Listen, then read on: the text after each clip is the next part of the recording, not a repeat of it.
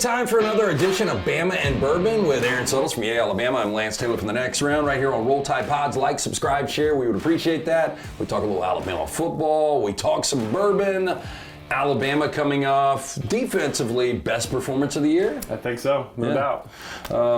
We both called that, by the way. We both said we felt good about that game. I did. You know, it's 6-0 when Brady Cook, and I really, I mean, people are going to say, hey, the game wouldn't have gotten away as much. Probably not, because Drew Pine was awful. Horrible. But Brady Cook was averaging like 3 yards or less than 3 yards per attempt. No, he wasn't very good either. And, you know, that Missouri offense, Alabama didn't feel threatened by it, you could tell. And they took advantage of the backup quarterback. Yeah. Okay, so we have the Carl T. Huber signature Indiana Straight Bourbon Whiskey. Let me tell you a story about Indiana, true story. Let's do it. I went to my first ever, I don't know if I've ever told the story on the air before. Probably shouldn't tell it now, but I went to my first ever Kentucky Derby years and years and years ago. And I get invited to a party, and I wake up in Indiana. And which is right? It's very close. I had no idea. But, you know, it's kind of freaky because, you know, you're trying to get an Uber cab out of there, and you're asking around, and nobody's awake, and so you find mail, and the mail has got an Indiana address. And I'm like, oh my God, I went to sleep in Have one you ever state done that? and Like, woke up in another. you had so much to drink the next morning, you're trying to figure out where all you went the night before. I had one of those this weekend on Friday night. I hate it. I try to avoid now. It's not a good feeling. No, it's terrible. It makes you feel horrible about yourself. So I got suckered into watching the movie The Girl on the Train. Have you ever seen her? Okay. Yeah. So girlfriend's like, it's an incredible book. I think you'll like it. So I threw her a bone. I try to dictate what we watch. So we're watching this thing, and Emily Blunt is just a train wreck alcoholic. Yeah, and so like Lisa Kudrow's in that. Oh yeah, she is. Yeah. But so, you know, she basically says in one part that every time I wake up, I go on and apologize for whatever I did the night before. That's it. It's shame. Yeah. It's so much shame. Because you know, if you're waking up and you don't remember anything, you did something bad. You did something bad. You sent a message you shouldn't have sent. You were too friendly, too late a time. Like, you're telling your buddies who are like out of state that you love them. They're like, all right, Aaron's banged up tonight. Yeah, I would never say this to my kids. In your 20s, you can kind of get away with that. When you get our age, it's not a good look at all. It is very embarrassing. So, responsibly drink the Starlight. So the Starlight Distillery, it's owned by the Huber Vineyard in Indiana. They do everything from the grain to the glass, everything in-house when making their finished bourbons. They use their own wine barrels, and when making their own flavored whiskey, such as their Starlight Black, or Bulk Berry, I should say, they grow their own black berries. It's 92 proof. I don't like the color. It tastes a little, it's a little spicier than 92, or at least it finishes that for me. Yeah, I mean, it's not a bad taste. Let me ask you. It's not a bad taste. Is this a flat-out bourbon? No. I'm going to guess. We talk about wine barrels. As soon as I heard wine barrels, it's an automatic no. Yeah. Aged 4 years. Again, good weight on the bottle. We're spending a lot on glass. Maybe that's how they justify these price points on some of these bourbons. Not bad. I mean, interesting bottle. That's not horrible. Yeah, good for the collection. Always brought to you by our friends at MyBookie, mybookie.ag. Use that code next round, double your initial deposit.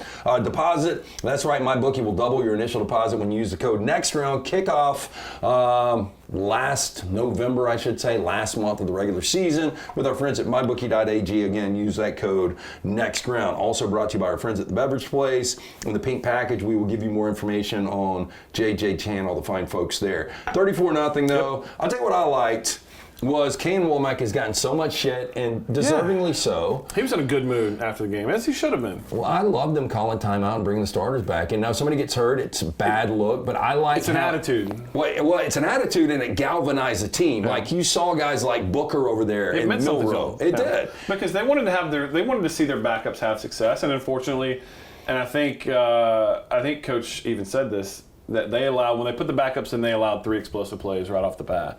And so Missouri moved it down, and so they wanted to feel good about themselves. I thought it was a great move. Yeah, and look, Alabama needed that. You had lost 2 of 3. And more importantly, in those 2 losses, when you look at Vanderbilt, good team, no doubt. 5-3 now, 3 losses by combined 10 points. Tennessee, one of the best, probably the best defense. I don't want to say better than Georgia. Second best defense in the SEC? A&M's got to be up there. Yeah, I mean, look, there's some really good defense. Well, A&M's defensive line, at least. Tennessee in Neyland, you understand a one-possession loss, but you go back and you look at the last 3 games, even in the win against South Carolina, 7 turnovers in those 3 games. Yeah. And Alabama to have 0 turnovers, that is a step in the right direction. And I think it's exactly what Alabama needed. And on the strength of those 3 games that you mentioned there, they got those 10 turnovers. They're now tied for first in the SEC in turnover margin. So you take care of the football. This defense has been taking it away, and so some good things happened. I think LT Overton's played well. I thought the personal foul on him was BS. It was. I was on the sideline. There was no whistle. There was, okay. And if I was Eli Drinkwitz, I'd have been pissed. And if I was Kalen DeBoer, I'd be pissed. One, you don't protect my player. Well, and Brady Cook was pissed before he goes out of the game. He should have been. That's not on Alabama. That's not on LT Overton. You're playing through the whistle. And by the way, the left tackle was still blocking him. And you play to the whistle. There was no whistle. Yeah, I'm surprised they flagged that. He shouldn't have. And listen, I've been told that was that crew's first SEC game in terms of an SEC team versus an SEC team. Well, they've officiated a game where it's an SEC versus out of conference. That was their first all SEC game. I'm not trying to get fined by Commissioner Sankey or any of that, but they weren't very good. Yeah, but don't you do a Vanderbilt, Kentucky for a tune-up? You would think. But again, and Eli was pissed. He should have been pissed. His quarterback got lit up in the back because the refs did not do their job. Okay, so I want to address what has become the elephant in the room. I thought Milroe was hurt. And even watching him again Saturday, the explosion's not there when he takes off. I mean, the positive is he did run for 50 yards and he had a touchdown. But, there is a theory out there that Jalen is trying to prove himself as a we talked about it last pocket passer. And there are people out there that say that this is legitimate, that there are people behind the scenes that are saying this. I don't get it because your reigning MVP right now is Lamar Jackson. And what makes Lamar so dangerous is his legs. Jaden Daniels, terrific quarterback. Legs make him so dangerous. The thing that differentiates Jalen Milroe from every other quarterback in college football is his ability in that burst just immediately to take off where he becomes the fastest person on the team. That's why Lamar Jackson is so dangerous.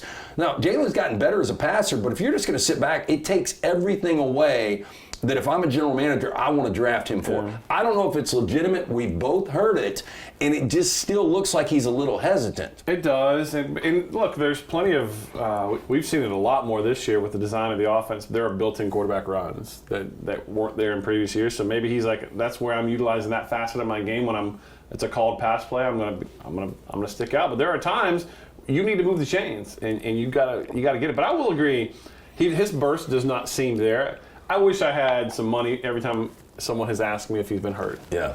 Because I will promise you, hand on the Bible, I have heard 0. Now, I haven't specifically gone and asked, but I'm in that building a lot. I'm around him a lot. I've heard in the last couple of days he is not hurt. And that's what's incredible because if he's not hurt, you're doing him a disservice by not sitting him down and saying, hey, let's go back to Georgia and let's go to all the buzz after that game where everyone was saying, not only are you a first-round guy, you're the Heisman Trophy favorite.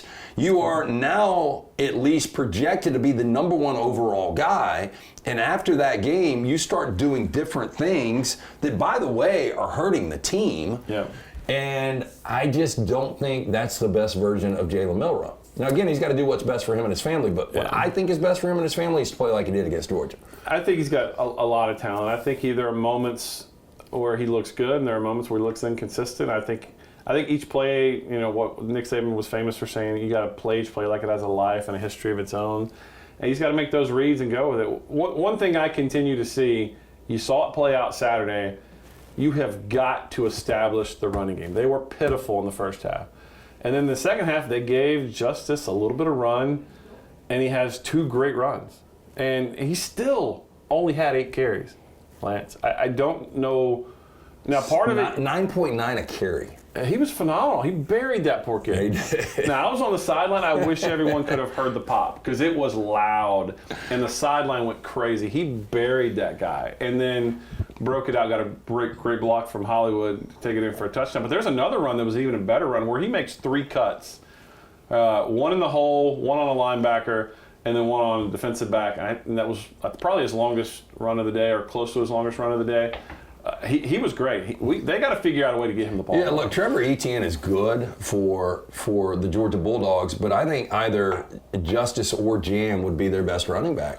Like, I think these guys in the right offense are probably, 120, 125 a game. They're just not getting enough touches. And part of it is, Alabama sometimes struggles on offense, and when you go 3 and out, it limits the amount of plays. And if you're living behind the scenes, they tried to run the ball in the first half. They did not get any push. And, Jaden Roberts has been in and out of the lineup at right guard.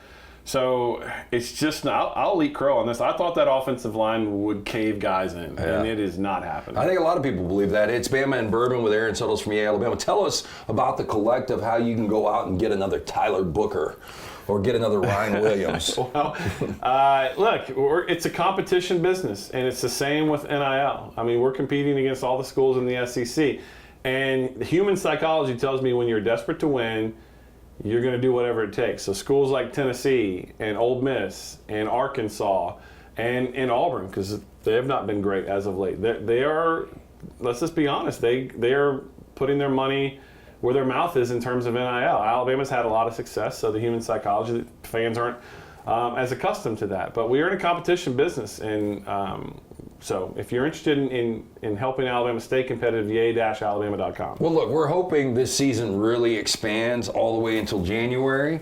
But when that does happen, we're going to get on basketball. And we were up in Huntsville for the Rocket City Classic last night, where there was an exhibition game between Alabama and Memphis. And Mark Sears, look, maybe an inch or two short for the NBA right now. Yeah. I think he will play at the next level. He's going to be one of those guys, and you're like, he's 5'11", but he's too good to not play in the NBA. But one of the reasons he came back is because of NIL. Absolutely. Yeah. And I don't know what the number was. I've heard numbers, but when you get a guy that is the preseason player of the year in college basketball for the number 2 team, you got to pay this guy. You do, and you go out and get a guy like Cliff. How do you say his last name? Amore. Yeah.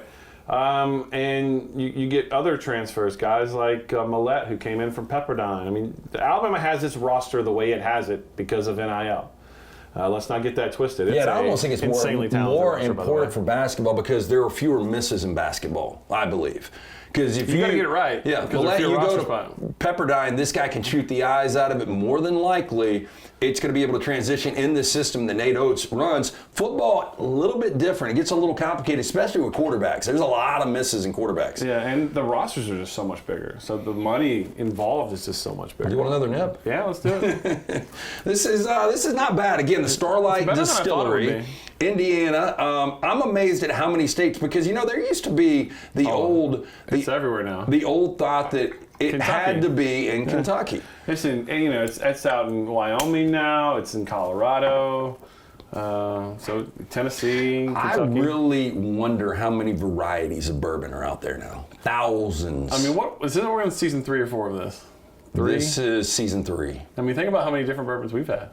Hundreds. Yeah. And I look at this like back in the day, maybe it's just because I could afford absolutely nothing as a college student, but it was Jim Beam, Jack Daniels was considered in the family or whatever, George Dickel, Old Forester, Wild Turkey, Old Crow. Yeah, I mean, but that's about it. Like, I don't remember. Well, I think bourbon, the popularity just popped off. It got insanely popular. It's like, I mean, it's not a club drink. That's still tequila and vodka. But, like, in terms of popularity, bourbon has really raised its profile. Yeah, and people, like, one of the big flexes for guys like us, we used to, collect baseball cards. It's damn bourbon bottles now. And I'm almost about to emulate what you've done, because I've done a bunch of interior stuff at the house. And I want to do kind of a bourbon cabinet and figure that out. One of these days I'll get Sky to edit this in the show, but we're in the middle of a renovation in terms of we're building a piece of furniture, a built-in cabinet for our living room, and the inspiration is a bourbon locker. Yeah. And so right now it's a bunch of holes in my wall. They're doing electricity, but here in a couple of weeks it should be done, and I'm excited about it. Yeah, that's awesome. I do want to see that because I want to plagiarize it and do it myself. So Jihad Campbell's dude's all over the field all the time. Yeah. In terms of, but I want to talk about Ford too. How about the interception that Quay Russaw had? Yeah. That guy, I don't know what you think his ceiling is. When he's healthy, I know you brought him up a couple weeks ago. Yeah, we talked about him at the beginning of the season because he just popped off the screen. You know who quietly, from a linebacker position, who's been the most consistent performer. Kid here in Birmingham, Q Robinson. Yeah. I know Quay's got a little bit more flash and a little more upside, but Q has been every damn game that guy 34 is making a play. Every damn game. And nicest kid too. Great family. And so I'm happy that he's having some success. That's the one thing about my job I love is I get to know these guys behind the scene. Like Jamarian Latham, just an old country kid from Pickens County. Just wants to fish and play football. And he was one of the staff's players of the week this week. I mean, he doesn't get the run that some of these other guys do, but that's important when you internally get recognized by your coaches. I got to give a shout out to Graham Nicholson. Look, he was 2 for 2, but he hit that 47-yarder. And I think what's important is this looks like it's becoming a one-game season for Alabama. And coming off the bye, both LSU and Alabama have byes this week. Of course, it's a night game down there. Of course it is. But that game in Baton Rouge, it could come down to a final kick. And Nicholson's one of these guys. Yay, Alabama, the collective. You go out and you get from Miami of Ohio, and you get him for a close last-second kick. And, maybe it comes down to that, so maybe he got his confidence back a little bit. One thing that would concern me a little bit with Alabama is it doesn't seem like the chemistry that Milroe and Ryan Williams had early is still there. It seems like he's getting a lot more attention. They're trying to force it. Yeah, I do think defensively he's getting a lot more attention, but it just seems like they're not on the same page right now. And look, I've never been an athlete at that level. At the risk of having Trayvon Diggs come from the Cowboys to tell me that I've never played, I'm sure you saw that clip from the weekend. He told the reporter that he made a D's nuts joke at him. Yeah. I don't need to be reminded I didn't play college, but Kobe Prentice had some opportunities Saturday that he probably would like to have back. That one, and I'm watching with a buddy, he's like, he was an overthrow. And I'm like, that's a catch and make. You got to catch it. And so I think and look, I think Jeremy Bernard has been good. I think Alabama needs to more consistent threats from the receiver position. And, Hollywood has been great. And, what do you have, 18, 19 targets at Tennessee? There's got to be some people that step up. And I think the tight ends have helped. I think C.J. Dupree's been a huge bonus in this offense this year. But, yeah, I think the chemistry doesn't look like it's there because I think teams we're not letting two beat us. Like, we're not letting them get over top.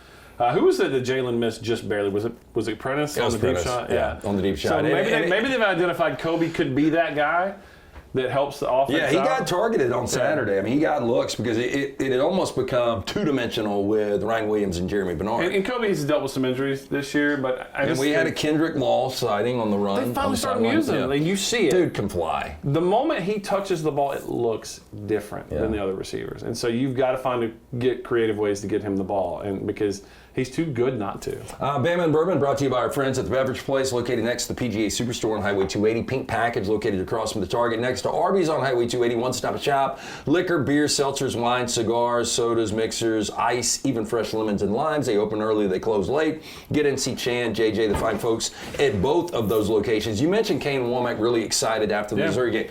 Just internally, you walk around that building all the time. How big was that win for this staff going into the bye week? Huge. I actually spent some time with Kane yesterday in an office because they're on a bye week, so some of the staff was out doing speaking engagements, and Kane came in and I was sort of busting his balls a little bit. I'm like, here comes the defensive coordinator who's pitched 2 shutouts this year, because people forget they started the season with a shutout. Western Kentucky, 63-0. So he's feeling better. And that is tough to do. Like I was talking to Brock Hewitt about this yesterday. I don't think people on the surface realize how difficult in today's college football it is to go 60 minutes without a team scoring. And you mentioned in today's college football, the game completely favors the offense. And quarterbacks being as good as they are, I know you guys have spent some time on the next run. You had to have on the quarterback that came in for Texas A&M. And we've talked about Jalen Miller and his skill set. We've talked about Lamar Jackson. Those quarterbacks, if you got a guy like that, you cannot defend them. We saw it with Jaden Daniels. Like, you cannot defend them. You can limit them, but you can't stop them. If they got good weapons and the guy can run and pass, can you imagine Michael Vick in today's college football? I mean, he was one of those back then. I remember people were calling him a witch. They were like, dude, this guy is not even real. And he was one of those guys that just flicked his wrist and the ball just. Yes. That touchdown he threw was at the Redskins on Monday Night Football when he played for the Redskins, or was it the Eagles? I can't remember. Eagles. It's just, I mean, guys like that, I'm just saying, to your point. Of course, we saw from Jaden Daniels on Sunday on the Hail Mary, which I still can't get over. 13 seconds he had to throw the ball. But, no, to your point, stopping anybody in today's college football is hard. And I think it shows what it meant to the team when Kalen said, I took a timeout, put my first guys back out there because of that. And by the way, we talked about Jamarian Latham. He was one of the guys that made the stop on that 4th down goal line stand. Well, look, I think this is what's so exciting about the 12-team playoff is, we had Joel Klatt on yesterday, and I said this a couple of weeks ago, I thought there were 28 Power 4 teams that were alive, including Notre Dame. Because we're about to be in November. He said 27 yesterday, still alive. Crazy. And really, November 9th. Who did he take out, Missouri? Yeah, Missouri's gone. Yeah. Even with 2 losses, they're gone. Yeah. But coming up in Baton Rouge, it's an eliminator. It's an eliminator, and more than likely the winner is in, because when you look at what's left on the schedule. You say that, and I agree with you, but I've seen this Alabama team do this. Okay, what worries you, Auburn? Okay. If the game Oklahoma is having a what did we do coming to the SEC? Well, their offensive line is awful. Now, you talk about Alabama's offensive line has been somewhat disappointing just because we thought they would be dominant. Oklahoma, this unit won the Joe Moore, I think 4 or 5 years ago, and it might be the worst. I know it's the worst offensive line in the SEC, but when you've given up over 9 sacks in multiple games. Look, people are going to pencil in a win versus Auburn. I get that sentiment. But 4 of their 5 losses, they had a lead heading into the 4th quarter. They ran the ball pretty well. I think this week's a good barometer because, look, Vandy's sneaky good. Diego Pavia he's like an ultimate intramural quarterback that you cannot stop. And so, but I still would, if Alabama beats LSU, yes, they should be in. Would I be surprised if they laid an egg versus Auburn? No. Well, just because we see it week in, week out now. And you got to remember this now in this 12-team playoff, the pressure that a team has once they absorb that second loss. Which Alabama's going to play, almost half their season for the second loss? It is Bama and Bourbon, brought to you by our friends at mybookie.ag. Use that code next round, double your initial deposit. Whether it's props, sides, totals, from the NFL to the NBA, they've got it at mybookie.ag. Make sure you use that promo code next round, double that initial deposit. The collective again, Yay-Alabama.com. We're competing with schools that have more resources than we do right now. And so we need your support. And we need your support to get you, to have the success that we want. But you also get experiences. You get to go to our tailgates. And you get to go, we did a homecoming float this past week. And you get to do experiences like that. And we've done some stuff with the basketball team and the football team. And so we hope that you would consider a subscription and membership to yay-alabama.com. Hey, a special thanks again to Chan, JJ, the fine folks at the Beverage Place Pink Package, one-stop shop for everything: liquor, beer, seltzers, wines, sodas, mixers, cigars, ice, even fresh lemons and limes. They open early, close late, both right off of Highway 280. It is a bye week. When we join you next week, it will be a massive game. Huge. It seems like Alabama LSU always is. And listen, I'll be the first to admit, Garrett, even coming off a subpar game, Garrett Nussmeier's better than I thought he was. Yeah. Look, first half he was great. Give Elko a lot of credit. Made the adjustments. It's not like he's got a running game to lean on. Yeah. I just, from a novice quarterback watcher, the way he moves and works within the pocket. Man, he's good. He's better than I thought he was. Yeah, he'll play next level. Carl T. Huber's Starlight Distillery, the signature Indiana Straight Bourbon, 92 proof. I like. Not bad. Yeah, good. Get it for your collection. Pick it up, Pink Package or Beverage Place. You guys be safe out there. Like, subscribe, share, give us a thumbs up. It is Bama and Bourbon right here on Roll Tide Pods.